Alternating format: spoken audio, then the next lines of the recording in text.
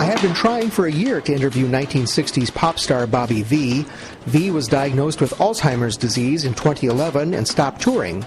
His family was concerned about how he would appear on camera, but in December they agreed to an interview. That's it, my brother and myself. I met Bobby and his sons, Jeff and Tommy, at the family's studio in St. Joseph, a small town in central Minnesota. They were putting the finishing touches on Bobby's new CD, The Adobe Sessions.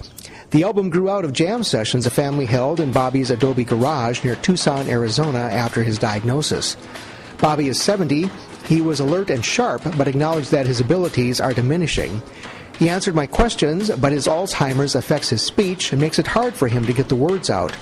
I think it's good. It's all stuff that we have that we like to do the songs, and so that's enough for me. You know, it's a feel good kind of thing. But Bobby still had the same sparkle in his eye and smile that he had in the 60s when he recorded Take Good Care of My Baby, which was a #1 hit, Rubber Ball, and other hits. Bobby and his sons held an impromptu jam session in the studio while I was there, with Bobby on acoustic guitar. Bobby was known as an excellent rhythm guitarist, and he still has those skills. Bobby got his break in 1959 as a 15-year-old in Fargo, North Dakota. The plane carrying rock and roll stars Buddy Holly, Ritchie Valens, and J.P. the Big Bopper Richardson had crashed on its way to a concert in Moorhead, Minnesota. Bobby, his older brother Bill, and their garage band took the stage in Holly's place.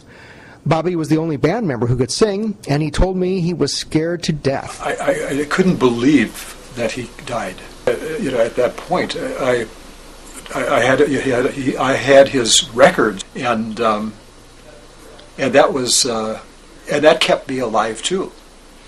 And then all of a sudden, I was getting my own records. But his career was launched that night, 55 years ago. Jeff Bannon, Minneapolis. That's fun.